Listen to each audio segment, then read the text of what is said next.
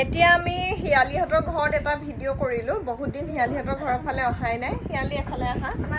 ঘৰত এতিয়া আহিলোঁ এয়া হিয়ালি আছে হিয়ালিহঁতৰ ঘৰলৈ আহিলোঁ বহুত দিনৰ পিছত আহি দেখিছোঁ হিয়ালি শকতে হৈছে হিয়ালি গা ভাল নাই বোলে গা বেয়া হ'লে শকত হয় নি মানুহ কেনেকুৱা জ্বৰ মানে একদম দুদিন মানে উঠিবই নোৱাৰা হ'লো তাৰপাছতে কিবা কিবি সেই টেষ্ট পৰীক্ষা কৰিলোঁ চুগাৰ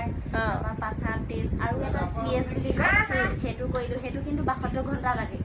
ৰিপৰ্টটো আহিবলৈ তাৰপিছতে ইকেইটা আনিলে সেইকেইটা মিলি আহিলে বাৰু সেয়া দেখিলেনে সেয়া শুনিলে হিয়ালিৰ গা বেয়া বুলি কৈছে সেয়া আৰু এতিয়া হিয়ালিয়ে চাহ দিলে শ্বুটিং শেষ হ'ল এহেঁতৰ ঘৰত এটা ভিডিঅ' কৰিলোঁ এইফালে সৰু পূজা আছে সেইফালে ডাঙৰ পূজাই কাপোৰ সলাই আছে সেইফালে ডাঙৰ পূজাই কাপোৰ সলাই আছে তাৰপিছত এতিয়া আমি যাম আজি বহুদিনৰ মূৰত নেউলিহঁতৰ ঘৰলৈ আৰু তাতে আপোনালোকে কৈ থকা